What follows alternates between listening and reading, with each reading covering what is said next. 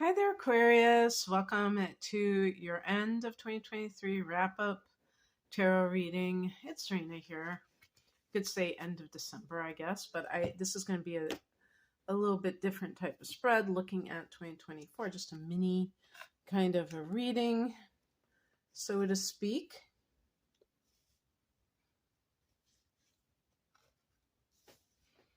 And a slightly different spread.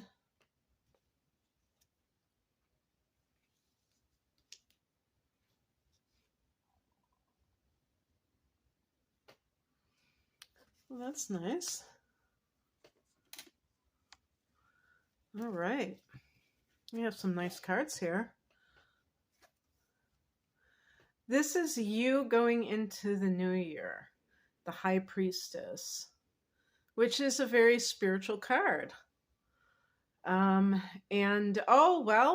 Pluto went back into your 12th house. I always like to tie in astrological transits, and just the natal astrology as well into these readings. Pluto has gone back into Capricorn. It is direct, but it's still there as we go into 2024. So Pluto in the 12th house may have really empowered you, transformed you on a spiritual level. It may have also been very, very a period of time since at least, well, I shouldn't say, because some people have different charts and Pluto entered their 12th house at different times.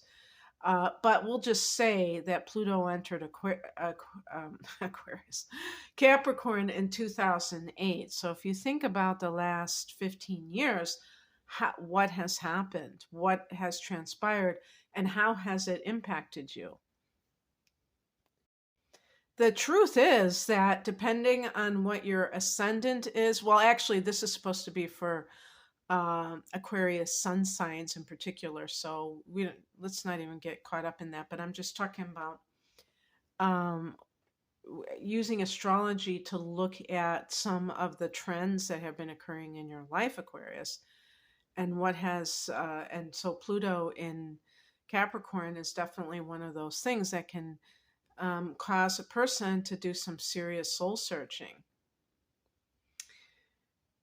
and transformation at the deepest level possible.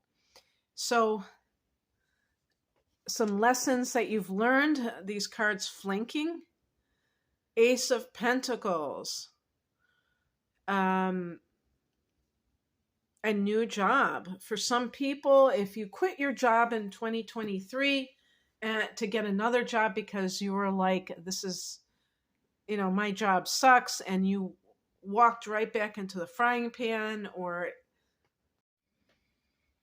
maybe it was the sewer, then you may have learned that just because you switch your dance partner, it doesn't mean that the dance has changed. So that could be one of those things that some people to learn, that you don't just change the outer, that it can be something deep within. And part of it is also, maybe I need to learn something from this situation. I don't need to tolerate it forever, but perhaps there is something here for me.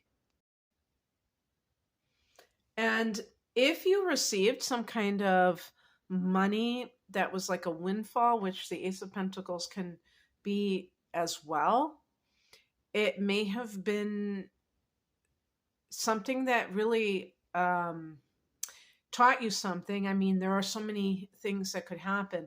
It's interesting. I've been getting a lot of pentacles, and 2024 is an 8 universal year, which has to do with, it can be like wealth. It's just powerful for the worldly pursuits. And of course, money is front and center of worldly power. So this seems to be a message for the collective too, that I've been getting by doing these readings. And then we have Son of Pentacles, which is the Knight of Pentacles. And this is kind of, it's funny that in this deck they show this male deer kind of like putting his head down. And what popped into my mind was putting your head down and just working. So if you got a new job and it was one of those years where you're just kind of like rolling up your sleeves and getting to work, that would make perfect sense.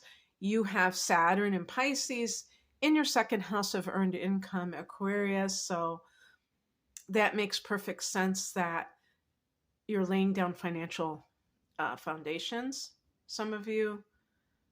And that requires that you just kind of like show up for it day in and day out. And that's what the Knight of Pentacles represents. 3 cards for 2024. The first one is the Fool, and I love this card, the 0 point, which in January, when the sun goes in, when you have your solar return, the sun goes into Aquarius. Pluto is going into Aquarius. So this is very exciting. So for you Aquarians, water bearers, isn't that what the name is? Look at that 0 degrees of Aquarius as an invitation to alchemy. Okay. And actually the Fool card is associated with Uranus, your ruler. So there you go. So what can that mean for you? Well, maybe it means that you're going to be doing things in a completely different way than you ever have before. And a lot of times people think, oh, wow, Aquarians are so unpredictable and they just kind of like do things very suddenly. But the truth is that there's a lot of fixed quality. There's a big fixed quality with Aquarians because you're a fixed sign. So there can be predictable parts of Aquarius, but when you have gotten to this place where you need to change, you can just, bam, surprise yourself probably too.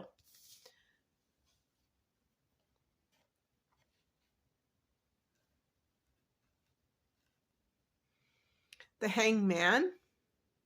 This is a card associated with Neptune, which is also in your second house in Pisces. The Hangman is about, it's interesting that I got the Fool and the Hangman, because the Fool is like this person ready to embark upon this new journey. And the Hangman is kind of like, hanging out to dry and like feeling this sense of, it's not inertia. It's actually just like, what can I actually put something into motion or not? Like you may have other obligations, things that you feel that you are expected to do that keep you from doing, like some kind of a duty. Yeah. And, there are things happening in your life. I mean, the 4th house is the house of home and family, and you have Uranus here, for instance.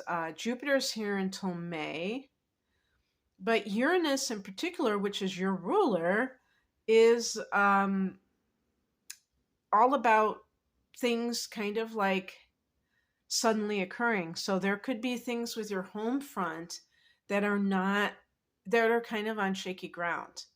And it could even be just in your head, like you're thinking, I don't really want to live here anymore. But, should I sell my condo, or should I just like rent it out, or should I just stick it out? There's always that thing with fixed signs of like sticking it out. That is very, maybe even comforting sometimes to you, because the idea of change can be very hard to really tolerate sometimes. So You may still feel, at least in one area of life, like you're kind of in no man's land. Obviously, all of these things will that this is this reading isn't meant for all of 2024, but going into the new year. So if you feel like your hands are tied with something, understand that this too shall pass. There may be, in some cases, something that you're not doing to move things forward. We also have the Three of Cups. There may be a celebration where you're inviting other people to celebrate with you about some event in your life, something that you're happy about, or you may be attending an important celebration yourself. Maybe you're standing up for somebody in a wedding. But also, this can just be a year, you can be starting the year with more, reaching out to people more. Perhaps you have been keeping to yourself more than usual because, especially in the last half of the year when Pluto was in that 12th house, actually it wasn't even the last half, it was even less than that. But the 12th house can be solitude, and some Aquarians may have felt compelled to do so. And actually, this, you could also just talk about the last 15 years as a whole, with Pluto having gone through here. One of the things that may have happened is that you became more comfortable with solitude. If you're the kind of person, as most Aquarians are, who are very social, maybe events beyond your control force that upon you for some reason, or you just decided, perhaps you were having a spiritual awakening, and that was just like not being surrounded by the same sort of people was just more, it just felt better to you. So all of those things might have been the case. So so I think you're going to go into the year with reaching out more and just feeling more like you want to connect with others.